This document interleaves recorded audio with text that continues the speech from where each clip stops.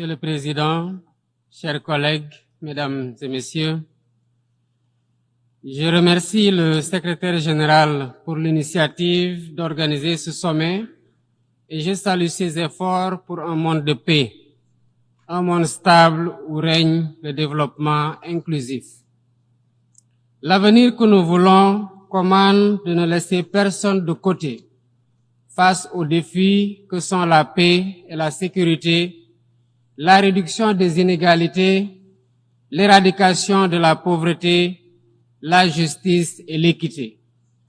Nous ne pouvons réaliser cet avenir que dans la recherche de solutions communes dont le fondement se trouve dans un cadre multilatéral, un cadre qui inspire confiance et adhésion et sert les intérêts de tous.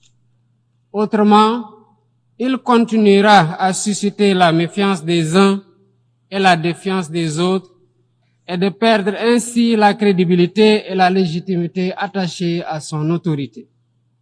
À ce propos, j'aimerais partager avec vous 4 observations.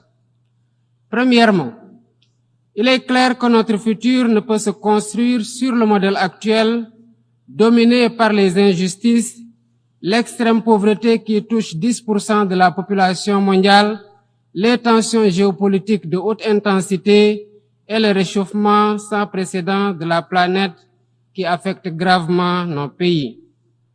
Le constat est alarmant et comme le soulignent les rapports du secrétaire général de l'ONU, si les tendances actuelles se maintiennent, 575 millions de personnes vivront encore dans l'extrême pauvreté d'ici 2030, ce qui va entraver davantage tout espoir de développement durable. Et face à cette situation, il est impératif de s'attaquer au cycle infernal de la dette, dont les taux anormalement élevés asphyxient de nombreux pays du Sud. Ce système d'inéquité que souligne le récent rapport de la CNUSED constitue une entrave croissante à la prospérité mondiale, en particulier dans les pays en développement, dont les taux d'emprunt sont 2 à 12 fois supérieurs à ceux appliqués aux pays développés. Pour une meilleure soutenabilité de la dette, il faut réformer les conditions d'accès au crédit, surtout le crédit export, en assouplissant les règles sur les taux d'emprunt et la durée des délais de grâce et des périodes de remboursement. Deuxièmement, la nécessité de réformer la gouvernance politique, économique et financière mondiale pour refléter les réalités d'aujourd'hui. Même si des progrès ont été accomplis récemment, notamment avec la décision du G20 d'attribuer un siège permanent à l'Afrique et celle des États membres du FMI d'accorder un 3e siège à l'Afrique dans son conseil d'administration, il reste beaucoup à faire pour garantir une pleine inclusion des pays en développement dans ces instances.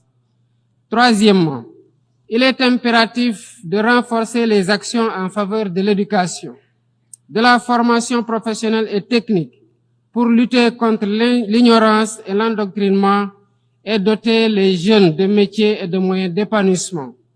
Un tel investissement contribuera à lutter contre les inégalités et à la réalisation des objectifs de développement durable. Il est donc plus qu'urgent d'accélérer la mise en œuvre du plan de relance des ODD, initié par le secrétaire général. Quatrièmement, il est essentiel d'investir davantage dans la connectivité et la digitalisation, par le renforcement des infrastructures numériques, l'innovation et le soutien à l'industrie créative des jeunes sur qui repose l'avenir. Nous devons offrir aux jeunes les moyens de se former, de réussir et de s'épanouir. Ils doivent être au cœur de nos actions et associés dans la gestion et les prises de décisions en tant que vecteurs de paix et acteurs de développement. Je vous remercie de votre aimable attention.